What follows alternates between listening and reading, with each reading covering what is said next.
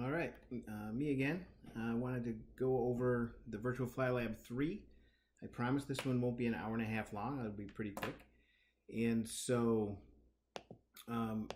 this Virtual flylab 3 is all about mapping genes.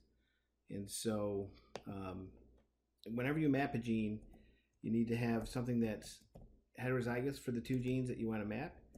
And you have to do a test cross. So that's a test cross.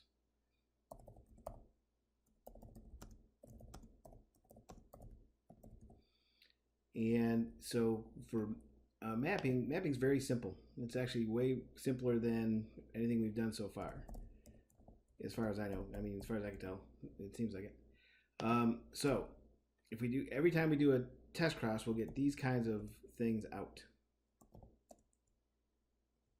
And Word likes to mess with those, so sometimes you kind of screw them up. And a B and little a big B. And then you'll get some kind of numbers. Let's say we get 400 of those, 400 of those, 100 of those, and 100 of those. Whenever we do that, the greater number are non-recombinants, or also called parentals. Lower number are recombinants. And then a genetic map is the number of recombinants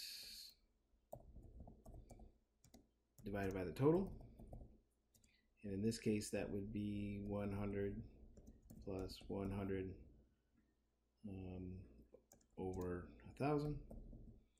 That's 20%. And so we actually do this as a percent. So that's times 100%. 20% is the same as 20 map units, which is the same as 20 centimorgans. So that's how we mapped it.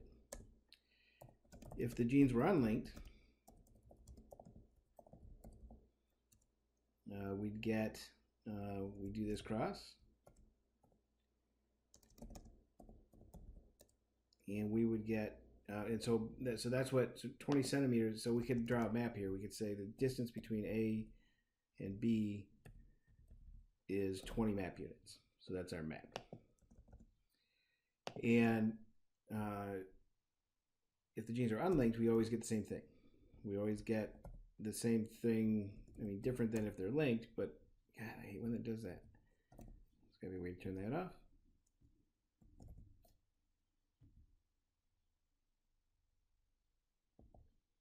And we'll always get the same. So let's say we counted 1,000 again, we'd get 250. You know, when we actually do the cross, it would be statistically a little bit different than precisely 250, 250, 250, but it would be pretty much the same. Now, of these, some of these are recombinants and some of these are parentals. But we can't tell because they're all equal. So the definition of recombinants and parentals are going to be, the parentals are always the one that have the highest number and the recombinants are the lower number. But here we know that some of them have to be recombinants, and there's those, and so equals 50%. So if the recombination frequency equals 50%, then the genes are unlinked.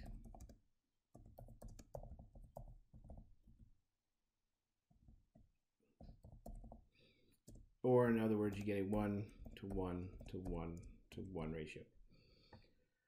All right, so that's sort of the theory behind linkage. The other thing that will come up is, so these guys are unlinked genes down here. This is what we'll get. We'll get linked genes. Let's say we do another thing. We've got A, B is 20. Let's say we did the same thing and we got B and C. Let's say we got that distance was 10. Now we want to map the difference. We want to make a map that includes all three genes, A, B, and C. And so right now we don't really know. We could have two possible maps. We could have A, B, and then C with let's see. Let me make my BC distance a little bit smaller and my AB distance a little bit bigger. And so we know that so it could be AB 20 and BC 10.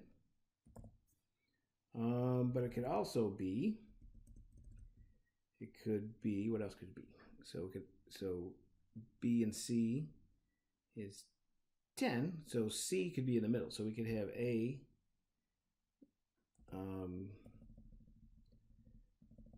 and B, that could still be 20, but we could have C here.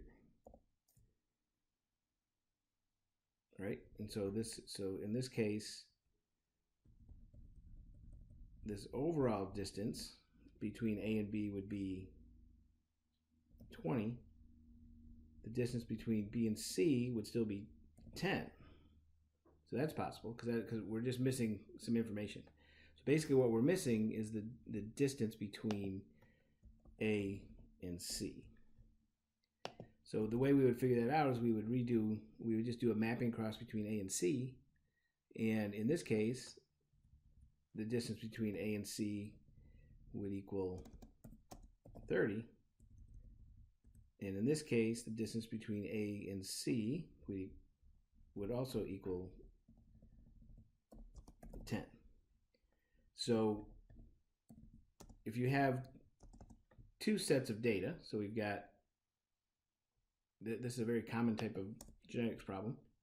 We got two sets of mapping data. We want to put those into a map with all three genes. We have to do the third cross to get the distance between the other two, and then we can kind of put that map together. And so that's what you're going to do in VFL 3. You're going to get some mutants, and here we'll put this down here. Now this is real. If you do your mapping cross and you get the genes are unlinked, then they're just unlinked. Let's say we did another cross between A and D, and we got a 50% frequency. That would mean that these genes are unlinked, and D doesn't go on the map. So you would just have to put D sort of off by itself in its own little linkage group. All right, so that's a pretty quick overview. But look at the other videos on recombination, linkage, and mapping. This is just sort of to get us going. And now let's do an example with the flies. So we'll turn off all our annoying sounds. And I still have the annoying clicking of the mouse because I'm not at home right at the moment, so I don't have my little pen to make it quieter, but it's not too bad. All right, so what we'll do again is go to the list of mutants, pick up a you're gonna have a list of 3 mutants that you have to map. The ones that I'm mapping are dumpy, black, and purple. And so I want to, so whenever you do this, you need to we're going to need to make a female fly. Let me go back to this for a second.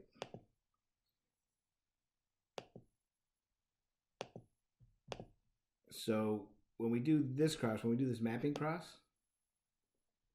in fruit flies, we always have to have this, the one that's doubly heterozygous has to be the female, and the one that's a little b, the tester has to be a male. That doesn't always have to be the case,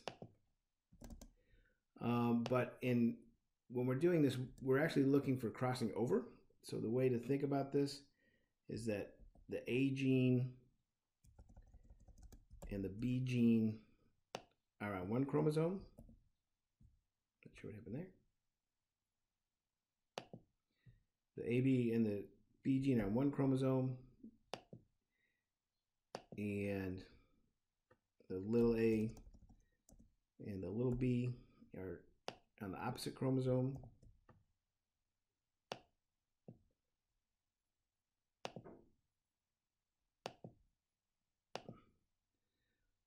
So it kind of looks like this.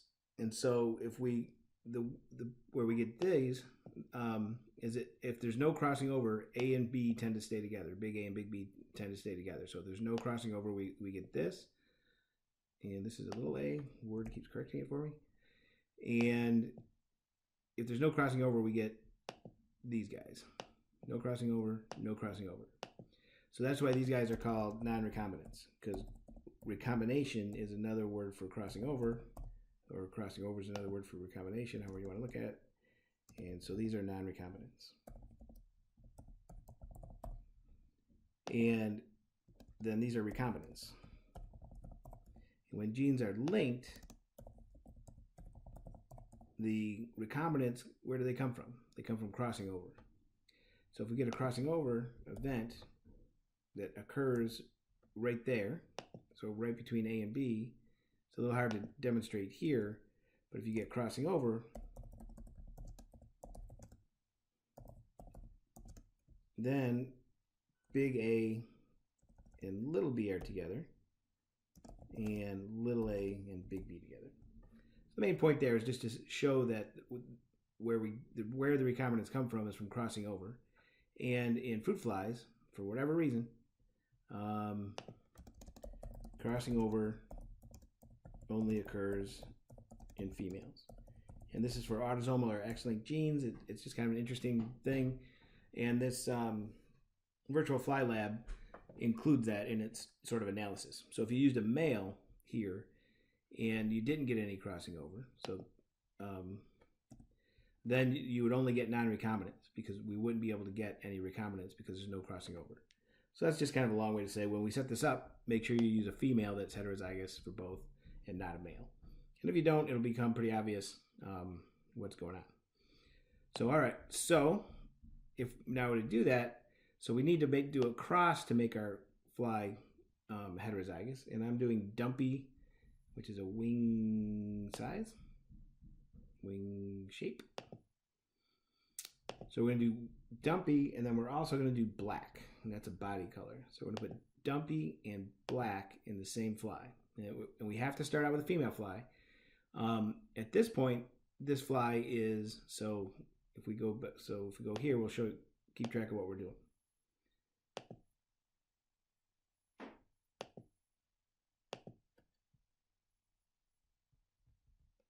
So this is just sort of my random little notebook that I'm doing. So I want to map dumpy and black. So I'm going to make a dumpy. We'll just use D, even though it's DP. We need to have, eventually what we need is we need to have a dumpy. I really don't want it to do that. Dumpy black over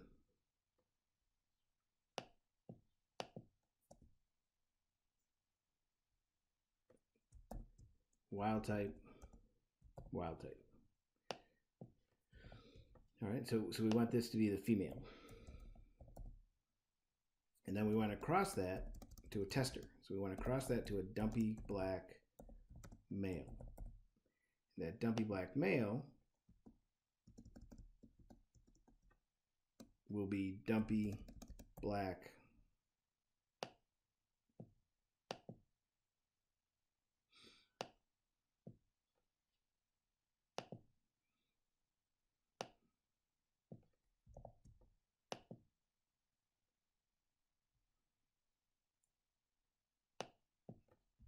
and that guy's going to be over. So he's going to be homozygous for the two genes. So this is the cross we're doing. Heterozygous female for both genes. Tester. This guy's our tester, doing a test cross. And our tester is always homozygous recessive for the genes in question. So to set this cross up, we have to think ahead a little bit, just because of the virtual fly lab, the way it works. We need to think ahead so that when we do the second cross, we have these dumpy black males to use. So what we're going to do is we're going to start out with a wild type female, cross her to a dumpy black male. That will give us flies that are heterozygous for both genes.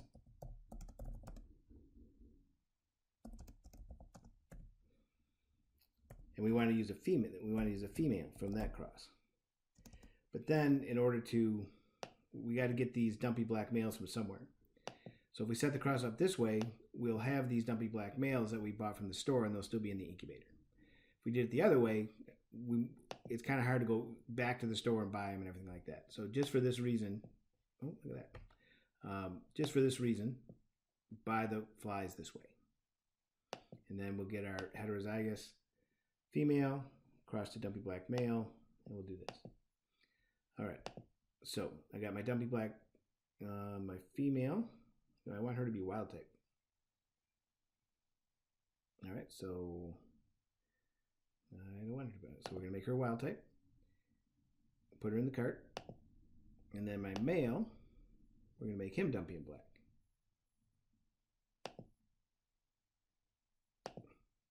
Dumpy. Body color.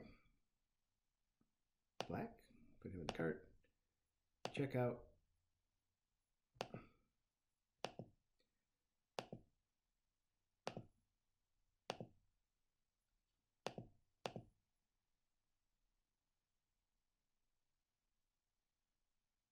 Nope. Somehow I got a dumpy female in that cross. Yeah, so that didn't work out right. So I'm not sure what happened. So we're going to redo that. We need a wild type female. Add her to the cart. Wild type. The male, we need to have black body and dumpy wings.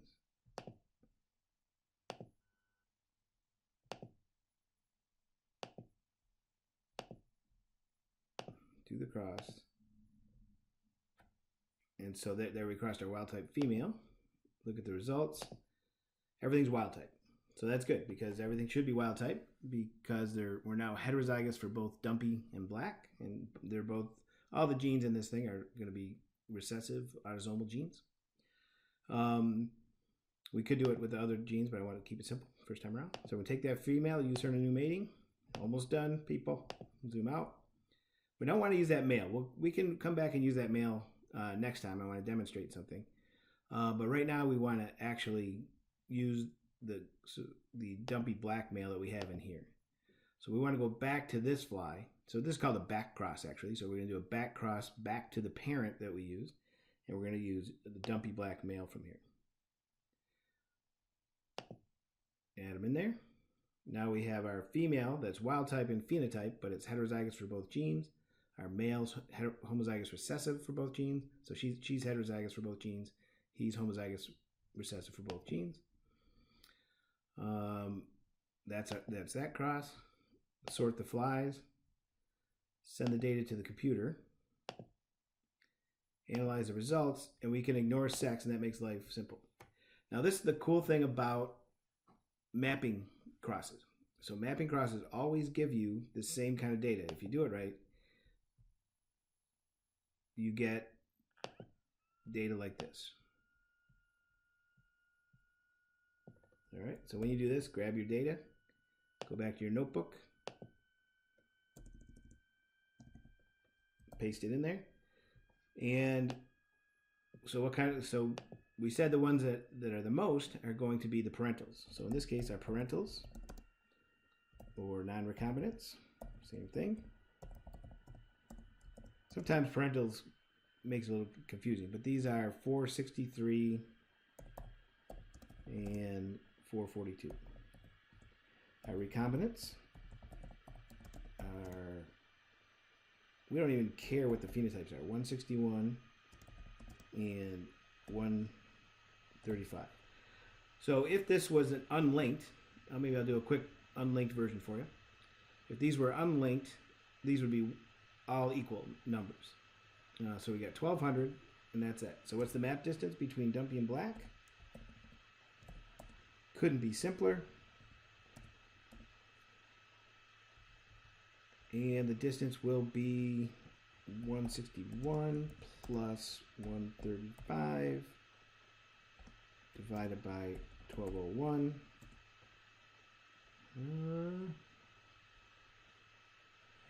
calculator. I'm sure there's one on here somewhere, but I've never used it on here yet.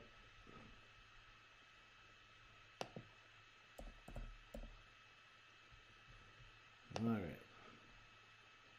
So we got 161 plus 135 equals 296 divided by 1201 equals 0.24646. So we don't need all that. We can just kind of round it. So we'll say 24.6.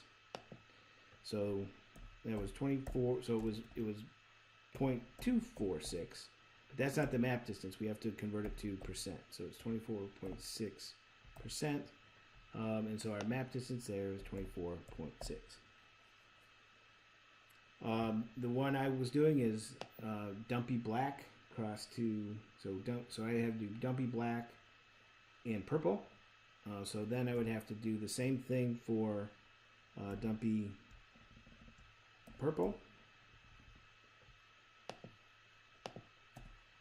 I would get some kind of distance, dumpy purple and black and purple. Get some kind of distance.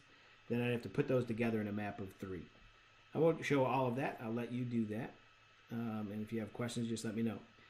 For the first step is to get a map distance for all 3 genes. Super quick. Just make sure you make your female heterozygous for both genes, male homozygous recessive for both genes, cross them. Mapping data always looks like this. The higher numbers are always the parentals. The lower numbers are always the recombinants. The recombination distance is always the number of recombinants over total times 100%. If they're all equal, that means the genes are unlinked. So let's do 2 things. Let's go back to the lab. And we have our original cross here where we mated the females to the males. So let's take a look at those. And they were all wild type, right? So now I want to do a dihybrid cross. This is what we used. This is what we did in the first virtual fly lab. We just used a dihybrid cross. And if I return to the lab, and I'm going to look at those guys.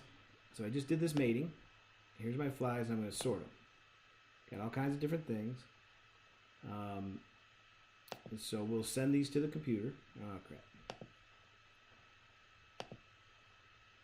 So I'm going to send the data to the computer, analyze results, and ignore sex. All right, so normally we would expect a 9 to 3 to 3 to 1 ratio because this is a dihybrid cross. So if I tested a 9 to 3 to 3 to 1 ratio,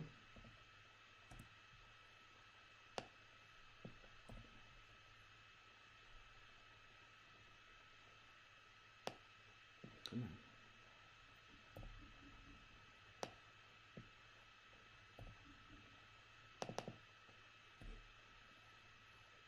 Test the hypothesis, 0. So 137 chi-square, that's super high. 0 probability that the difference that we saw was due to chance. We reject our hypothesis. This is as low as you can go. And so it's not a 9 to 3 to 3 to 1 ratio. And that makes sense because 9 to 3 to 3 to 1 ratio depends on independent assortment. So if the genes are linked, you don't have independent assortment. So you don't get 9 to 3 to 3 to 1 ratio. All right, let's go back. All right, so that's enough to do Virtual Fly Lab 3, but I want to show you a couple other things. Let's see. So I showed you that dihybrid cross between 2 linked genes, gives you whacked out ratios. Now I want to show you a test cross between 2 unlinked genes. So let's get rid of all these guys. And we'll do the same kind of cross. So we'll need a wild type female. And we'll pick black. And we'll do eye color. Sepia. That's our male. And I happen to know that black and sepia are on different chromosomes. So we do our cross. Sort the flies, they're all wild type. We're going to grab a female. Now if I did a mating between these two, that would be a dihybrid cross, and that should get a 9 to 3 to 3 to 1 ratio. All right, we could do that real quick, but I'm pretty sure it would work. So let's skip that, and we'll just grab this female, use her in a new mating, zoom out. But now I want to go back in and grab my sepia black male because I want to do a test cross. Put that in the mating jar. So now I've got my wild type female that's heterozygous for both genes. I've got the male that's homozygous recessive for both genes. I checked them out. Didn't have time to even close the incubator. Look at my results. Get all kinds of crazy things. Send the data to the computer. Analyze results. Ignore sex. We got all equal-ish numbers. All right, are they really 1 to 1 to 1, 1 to 1 to 1? How many ones? 4 ones.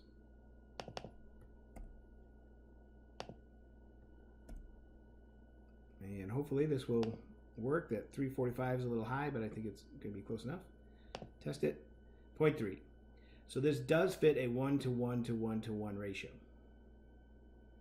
Right? So, and that's because what we did is I did a cross, same kind of cross, but instead of using genes that are unlinked, I used black and sepia over wild type for black and wild type for sepia. And I did a test cross with those.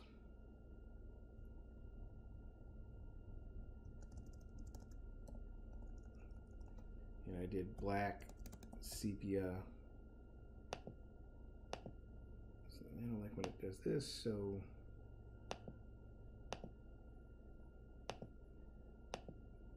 now I'll show you a little thing here that's kind of, this is how you do the designations a little bit. It's a little bit weird. Now that I know that these are unlinked, I can put in a semicolon between these two genes. And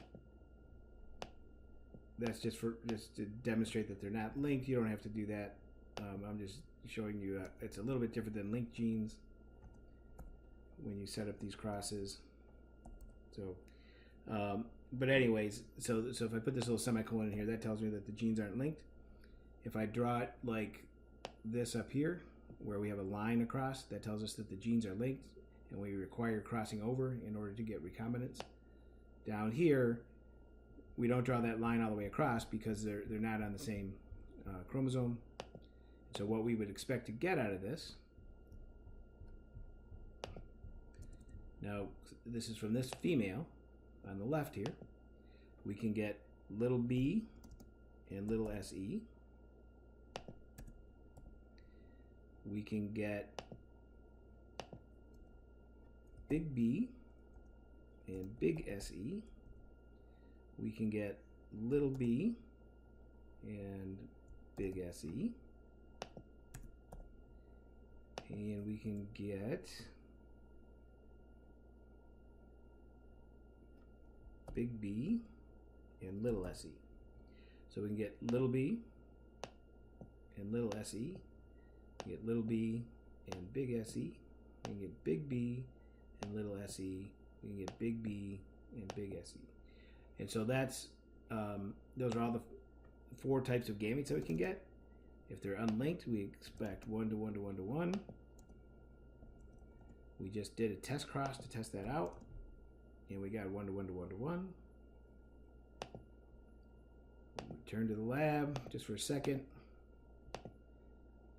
Here's our first cross that we did. Let's grab one of these, use a new mating. And now we're just doing a dihybrid cross.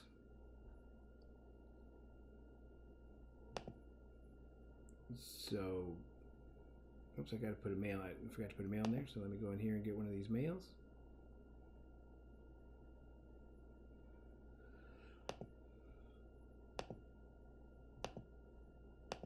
Now, if I did it right, this should be a dihybrid cross between 2 unlinked genes.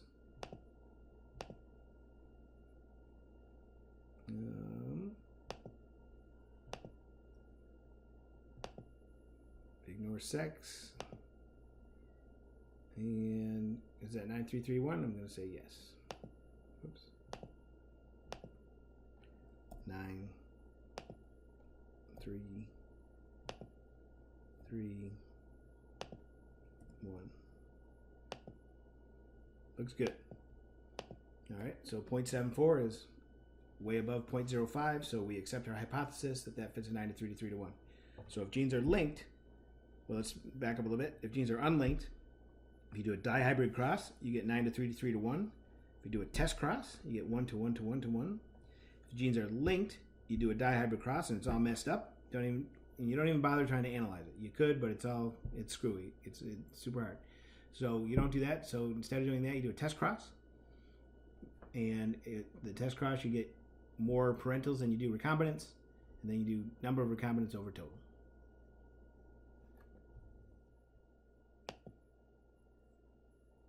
Last thing, I'm just going to show you.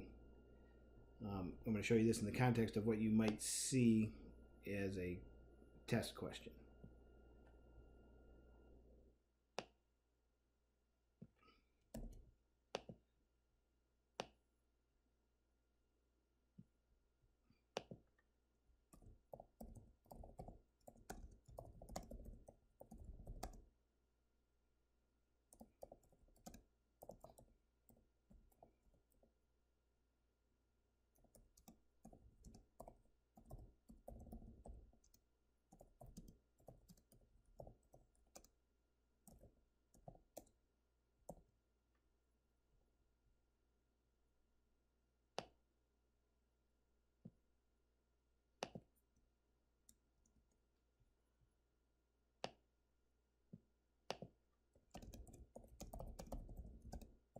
So we do a test cross. Are the genes linked or unlinked? If linked, what's the genetic distance between them?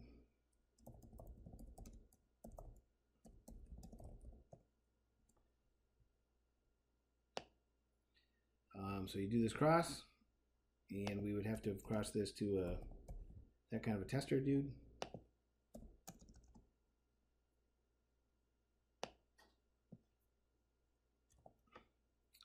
And it doesn't look like it's a 1-to-1 to 1 ratio, so that means the genes are linked. And the distance is 200 over 1,000, so it's 20%. That's it. That's how you do mapping. All right, so I'll stop now. We could go into why you do mapping. But I promised this would be short, and I think I'm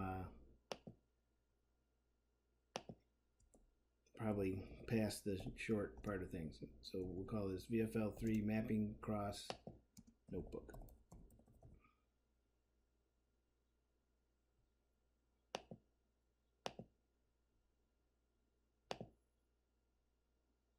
All right, so there you have it. Any questions? Let me know. Well, it's only a half an hour.